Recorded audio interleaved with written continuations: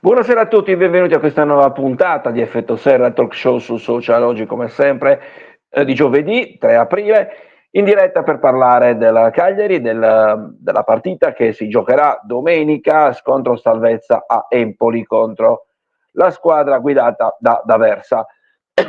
Scusate. Beh, innanzitutto parliamo dal punto di vista sportivo. Partita sicuramente per cuori forti, partita delicatissima, l'Empoli terzultimo in classifica affronta un Cagliari importante la vittoria ottenuta contro il Monza, un 3-0 è dal punto di vista del punteggio, dal punto di vista del morale, sicuramente molto molto alto. Certo è che la partita che i rossoblù si accingono a disputare è una di quelle davvero da tripla, perché l'Empoli se non è l'ultima spiaggia poco ci manca, si trova a 6 punti dal Cagliari, arriva da uno scontro che è la semifinale di Coppa Italia, che l'ha vista soccombere in casa contro il Bologna, con l'allenatore D'Aversa che ha lasciato tanti titolari in panchina, e per questo addirittura la piazza di Empoli ha storto la bocca, anche perché una semifinale di Coppa Italia era ed è un risultato storico per la squadra toscana. Però la salvezza è un obiettivo troppo grande per la formazione del presidente Corsi, e quindi di necessità virtù il tecnico ha deciso di tenere i giocatori più importanti in panca, giocatori che l'Empoli non avrà, due di questi, Gyasi e Fazzini, che sono squalificati, quindi non scenderanno in campo. Cagliari che scenderà invece in campo con a disposizione 2 risultati su 3. Ripresi gli allenamenti, oggi partitella in famiglia, domani rifinitura prima della partenza per Empoli, con la novità, l'unica diciamo così, è che Obert ancora non è abile da arruolato, è l'unica novità in negativo. Gli altri sono tutti pronti, verranno aggregati anche Coman, abbiamo visto anche Luvumbo, autore del 3-0 con il Monza. Si parla di un eventuale cambio di modulo in vista di questo scontro salvezza, con un Cagliari che anziché giocare in maniera speculare come fa l'Empoli, cioè con una difesa a 3, probabilmente giocherà con la difesa a 4. Questo perché? Perché il Cagliari vuole avere la superiorità numerica in mezzo al campo.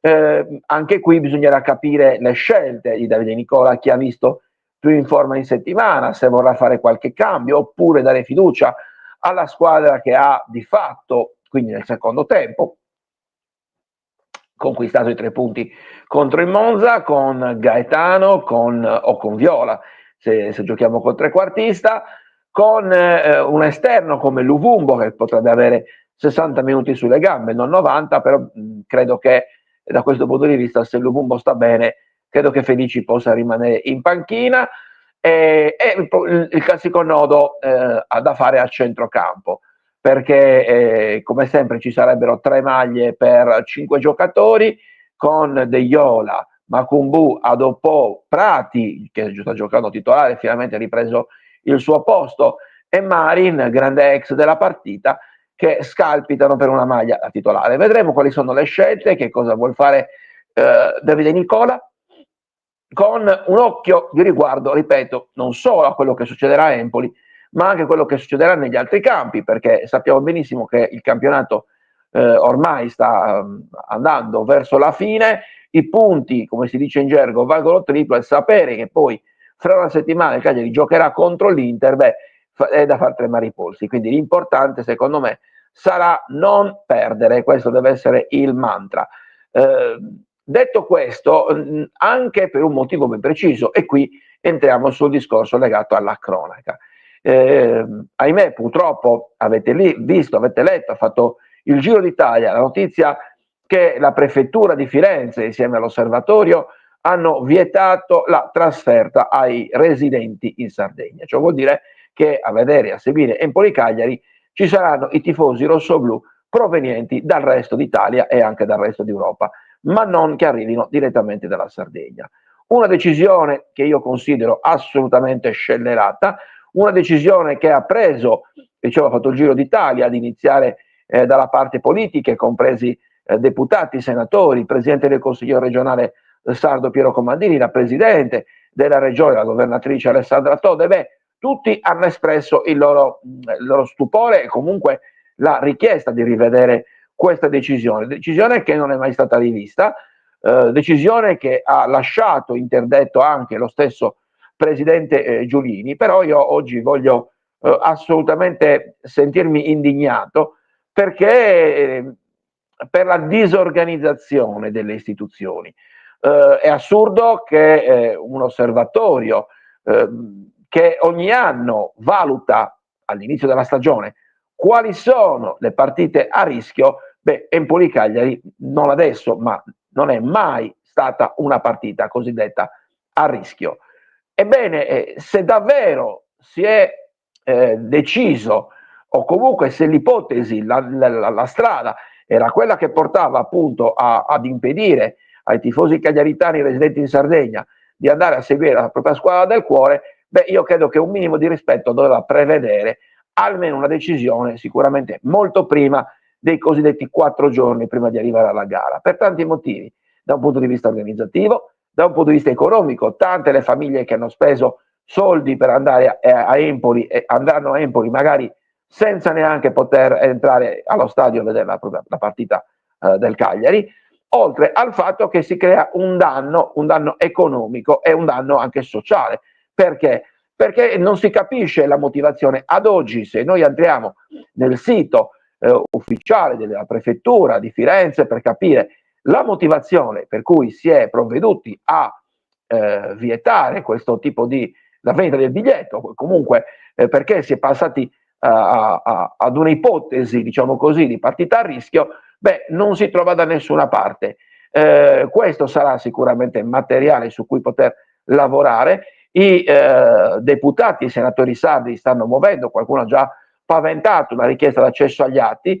Il danno però è fatto, quello che non si capisce, o meglio, si capisce benissimo, perché i sardi e il popolo sardo sia ancora una volta penalizzato. Ci sono tifoserie di Serie A e tifoserie di Serie B, non sta a me dirlo, ma è evidente il danno.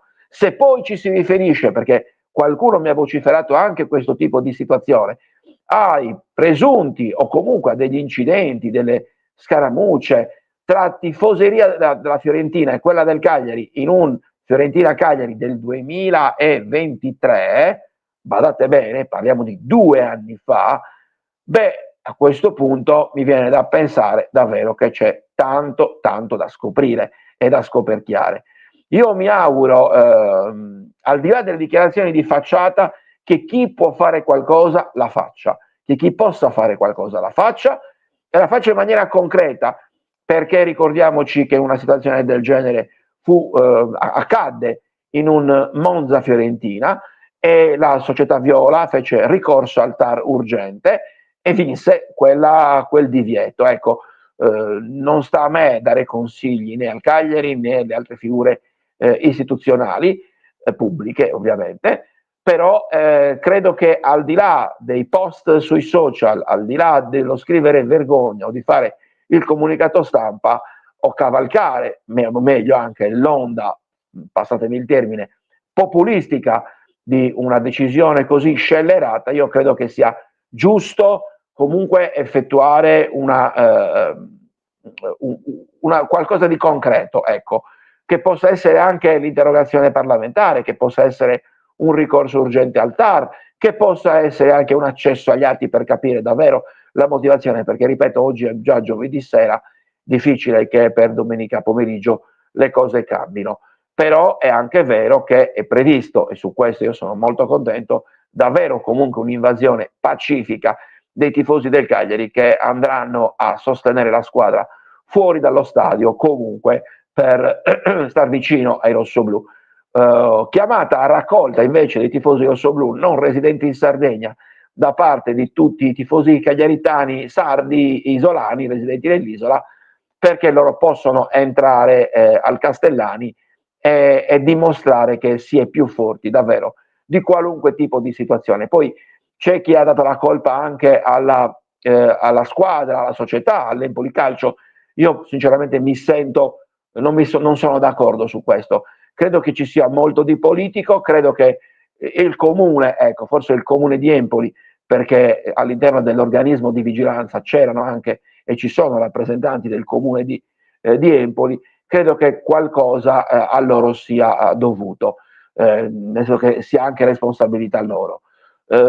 Rimango davvero, davvero sconvolto su una situazione del genere e mi auguro che davvero si faccia qualcosa, perché ho fatto un esempio molto molto piccolo. L'anno scorso, o comunque 2 anni fa, in occasione di no, 2 anni fa no, l'anno scorso, in occasione del Cagliari-Napoli, nonostante i divieti dell'osservatorio, della prefettura e di Napoli e di Cagliari, badate bene, alcuni ultra del Napoli presero l'aereo e vennero a Cagliari, presero un pullman, erano scortati dalle forze dell'ordine. Ebbene, per motivi di ordine pubblico gli fu concesso di passare in via Roma scortati, tra sfottò, striscioni e quant'altro. Nonostante ci fu il divieto, gli fu consentito di entrare allo stadio, sempre per motivi di ordine pubblico. Ecco, non si capisce perché i tifosi del Cagliari, che veniamo da una settimana di Cagliari-Monza, dove tutta Italia ha elogiato il cosiddetto terzo tempo tra i Cagliari Club e i tifosi del Monza, i club del Monza, non si capisce perché da una settimana all'altra la tifoseria cagliaritana sia diventata così pericolosa. Misteri del calcio o anche poco meno. Vedremo cosa succederà. Certo è che chi dice vediamo di andare a vincere a Empoli, così diamo una sonora lezione a chi ci ha messo il bastone fra le ruote. Questo magari non sarà il modo peggiore, è sicuramente il modo migliore per poter dare ulteriore grinta ai giocatori che scenderanno in campo, ma al di là di tutto credo che ci sarà ancora a discutere su questo modo di monitorare la gravità delle singole partite, perché ripeto, è l'unica partita di Serie A che a 4 giorni dal calcio ad inizio è diventata pericolosa e prima non lo era. Ripeto, si può anche essere comprensivi con gli organismi che hanno valutato il grado di pericolosità, e voglio ragionare per assurdo, ma se tu decidi una situazione del genere non lo decidi 4 giorni prima.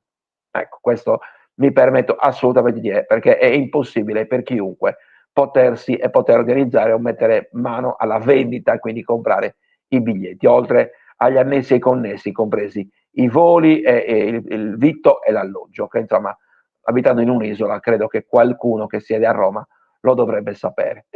Bene, io vi ringrazio per l'attenzione, vi do appuntamento a domenica pomeriggio all'intervallo tra Empoli e Cagliari, come sempre. Ci vediamo appunto con 45 minuto, mentre con Effetto Serra vi do appuntamento a lunedì. Grazie ancora, buon fine settimana, a domenica. Ciao.